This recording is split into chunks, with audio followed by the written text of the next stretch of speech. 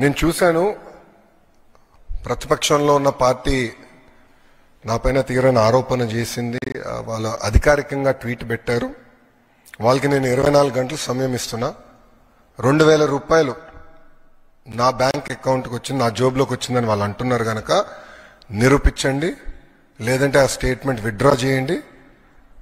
ఈ రెండు చేయకపోతే చాలా తీవ్రమైన పరిణామాలు ఉంటాయి.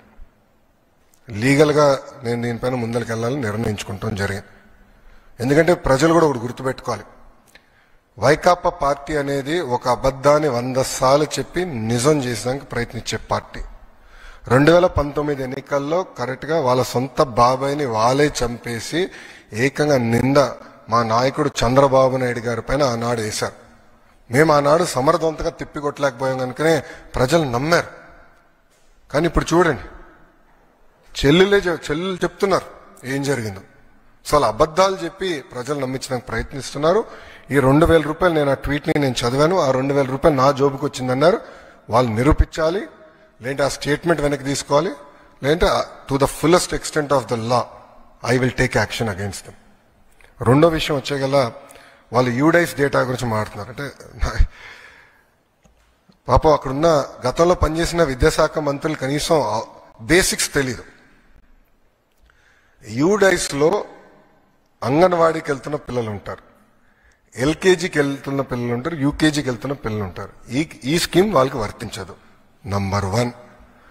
నంబర్ 2, గత ప్రభుత్వం GER గ్రాస్ ఎన్రోల్మెంట్ రేషియో చూపించేదానికి 18 సంవత్సరాల కన్నా ఎక్కువ వయసు ఉన్న వాళ్ళని తీసుకొచ్చి ఏకంగా ప్రభుత్వ పాఠశాలల్లో చదువుతున్నారని వాళ్ళని ఎన్రోల్ చేస్తాం జరిగింది. పక్క రాష్ట్రాల్లో చదువుతున్న పిల్లల్ని తీసుకొచ్చి ఆంధ్ర రాష్ట్రంలో చదువుతున్నారని చూపిస్తాం జరిగింది. విత్ ప్రూఫ్ నా దగ్గర ఉన్నాయన్ని. విద్యాశాఖ మంత్రిగా నేను వాస్తవాల దగ్గర ఉండాలి కనుక మొత్తం లిస్ట్, ఎందుకంటే ఇది డ్రాప్ బాక్స్ అని ఉంటుంది. అంటే ఈ పాఠశాలలో పిల్లలు ఉంటారు, ఈ పాఠశాల పిల్లలు మధ్యలో ఉంటారు, గాల్లో ఉంటారు పిల్లలు. డ్రాప్ బాక్స్ అంటారు అది ఐటీలో.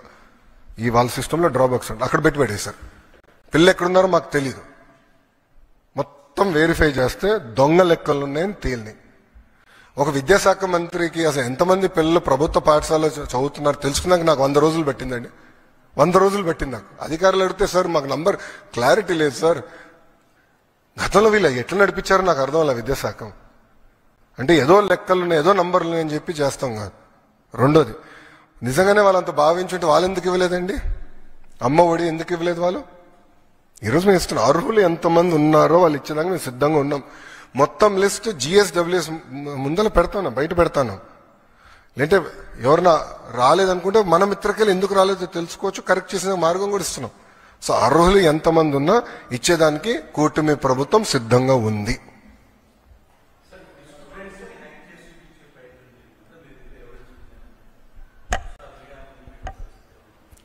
I can give you all the data, నాకు నో ప్రాబ్లం.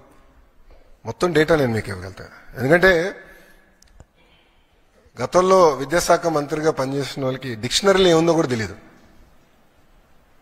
ఎందుకంటే కౌన్సిల్లో ఒక వ్యక్తి లేసి ఒక పదం వాడితే నేను అబ్జెక్ట్ చేశా, తీవ్రంగా అబ్జెక్ట్ చేసి వాళ్ళ డిక్షనరీలో దేవుడు అంటే ఏముంది, కూటమి ప్రభుత్వం డిక్షనరీలో దేవుడు అంటే ఏముందో చదివి చెప్తే గతంలో విద్యాశాఖ మంత్రిగా పనిచేసిన వ్యక్తి కనీసం అది కూడా తెలియదు.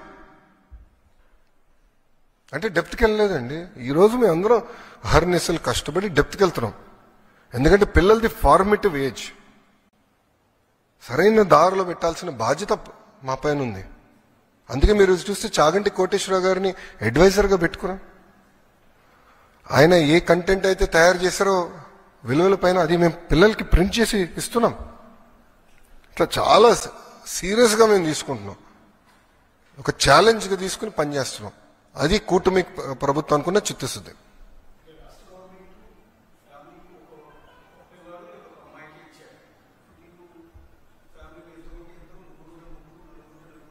ఐదుగురు ఉంటే 5. ఎస్,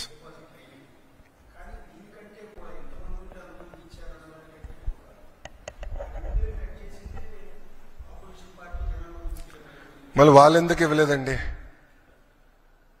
వాళ్ళు ఏదైతే పెట్టారో వాళ్ళు పెట్టిన కండిషన్స్ మేము పెట్టాం. మేము కొత్త కండిషన్స్ ఏం తీసుకురాలేదు. గత ప్రభుత్వం పెట్టిన కండిషన్స్ ఏదైతే ఉందో అదే ఫాలో అయ్యాం. ఎలిజిబిలిటీ క్రైటీరియాకి ఎలిజిబిలిటీ అయ్యేదానికి ఏదైతే ఉందో మెకానిజం అదే మేము ఫాలో అయ్యాం. సో మమ్మల్ని ప్రశ్నించే హక్కు వాళ్ళకి ఎక్కడ ఉందంట? వాళ్ళు చేయండి మమ్మల్ని ఎట్లా ప్రశ్నిస్తారు? ఇప్పుడు కాంటే వీడియో ఇస్తాను నేను, వాళ్ళ పార్టీకి చెందిన నాయకులు ఎంతమంది పిల్లలు ఉంటే అంతమంది పిల్లలకి ఇస్తానని చెప్పి వాళ్ళు ఇవ్వకుండా మమ్మల్ని ప్రశ్నించే హక్కు వాళ్ళకి ఎక్కడి నుంచి వచ్చిందండి? మాకు ఆ చిత్తశుద్ధి ఉంది, మేము ఇస్తున్నాం. 2 ఉంటే 26,000 ఇస్తున్నాం, 3 ఉంటే 39,000 ఇస్తున్నాం. అది కూటమి ప్రభుత్వం అనుకున్న చిత్తశుద్ధి.